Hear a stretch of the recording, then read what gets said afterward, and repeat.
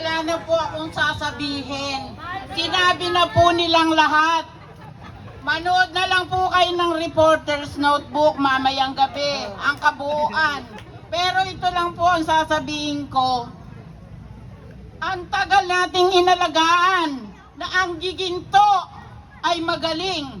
Basta magaling sa giginto nang galing. Ngayon, basta may kurakot sa giginto meron. Yan na lang po ang sasabihin ko. Manood na lang po kayo mamaya. Tama. Isa po ang pinagpalang araw sa inyo lahat. Ako po talaga, Star witness po. masasabi ko po na, masasabi ko po talaga na ayokong magsalita. Pero ngayong araw na ito, kakatawanin ko ang mga ina ng mga tahanan. Kung kanina, yung sinundan kong salita, siya isang anak. At pinagbabawalan siya ng nanay niya na magsalita. Ako bilang isang ina, kayo na mga ina, bibigyan natin ng boses ang ating mga nararamdaman dahil sa kagagawan ng buhayan yan. Alam niyo po ba, sa mga nagsalita, nakakagalit na.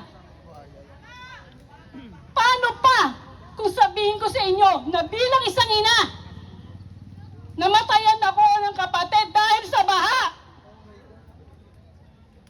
Ang sakit. Iingatan mo ang kapatid mo, gagamutin mo, tapos madudulas lang sa baha. Hindi lang yun. Kahit ako mismo, nadulas sa baha, sa makapal na lumot, nabagok ang ulo ko, duguan. Bakit ganun sila? Bakit iniisip nila ang kanilang mga sarili? Pinagkatiwalaan natin sila. Bilang mga ina, alam natin dapat sila maging ilaw ng ating bayang giginto. Pero ano ginawa nila? Kinurakot nila ang ating mga pinaghirapan. Kinurakot nila yung mga bagay na dapat ay sa atin. Ano sabi niya? Ano sabi niya noon? Kapag magaling, sa giginto nang galing. Pero ang totoo, naka-orange siya, pero buhaya siya. Kaya ngayon, kapag sinungaling sa munisipyo ng Ginto, giginto nang galing. Buhaya siya. Hindi lang siya buhaya. Nagkamali ako ng print. Hindi siya buhaya. Isa siyang demonyo. Sapagkat ang demonyo ay walang konsyensya. Sapagkat ang demonyo, sarili lang niya ang kanyang iniisip. Sapagkat ang demonyo ay hari ng pride. Ikulong niya yan! At ang pride, ang siyang gustong-gusto niya. Mayaman na siya. Marami na siyang negosyo. Ano bang gustong klaseng yaman ang gusto niya? Lagpas hanggang universe? Bibi niya ang impyerno!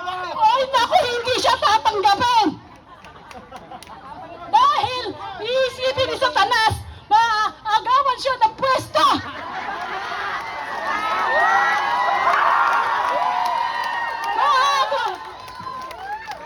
Bilang isang ina, inaalagaan natin ang ating mga mahal sa buhay, pero mamatay sa baha, makainom ng baha, nasaan ang puso niya?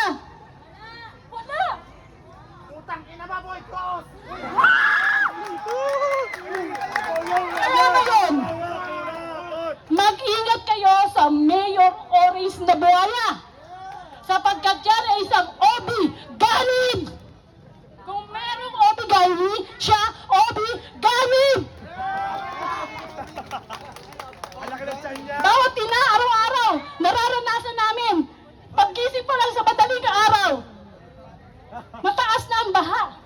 Sinira ang aming mga kasangkapan. Sinira ang aming mga kabuhayan. Sinira lahat. Dati ang bahay namin, nung bagong tira kami dito, ang bintana, dito level. Ngayon ang bintana namin, ang paa ko nasa dito. Ka-level nung bintana. At dati ang kisame namin, kailangan ko pang umakyat ng tumutong ng silya. Ngayon, hindi na.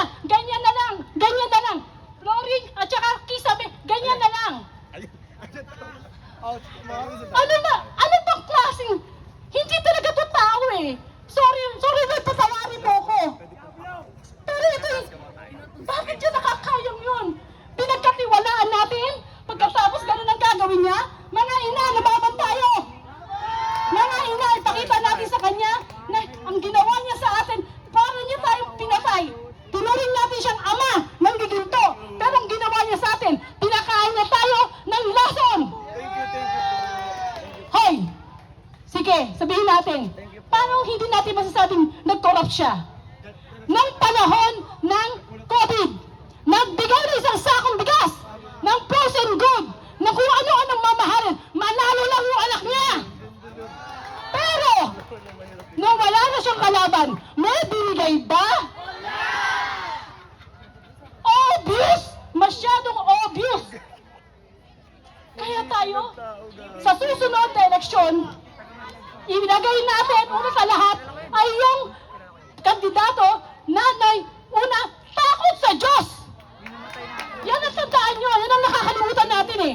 Kahit mababa lang ang pinag-aralan niya, kahit mahirap siya, pero may takot siya sa Diyos, makakasigurado tayo, iisipin niya muna ang Diyos! Lahat ng ginagawa niya, lahat ng ginagawa ng politiko, dapat inaaral niya sa Diyos! Pero ano, inaaral niya sa kanyang sarili! Inaaral niya sa kanyang sarili!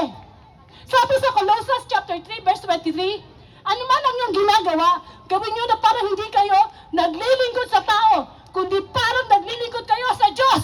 At yun ang hindi niya ginawa. Hindi niya ginawa. Nagbubulag-bulagan siya. Kaya sana mga ina, sama niyo sa panalangin. Bagamat ganito ang ganyang ginawa, sabi nga, ipanalangin natin ang mga umuusig. Diba? Ang mga kaaway, love your enemy. Ipanalangin natin sa Panginoon na sana hipuin siya hanggang buhay pa siya.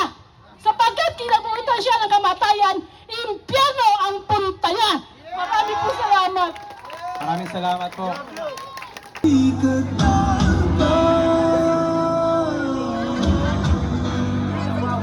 Pero sa merkado, presyo'y sobra. Trabahador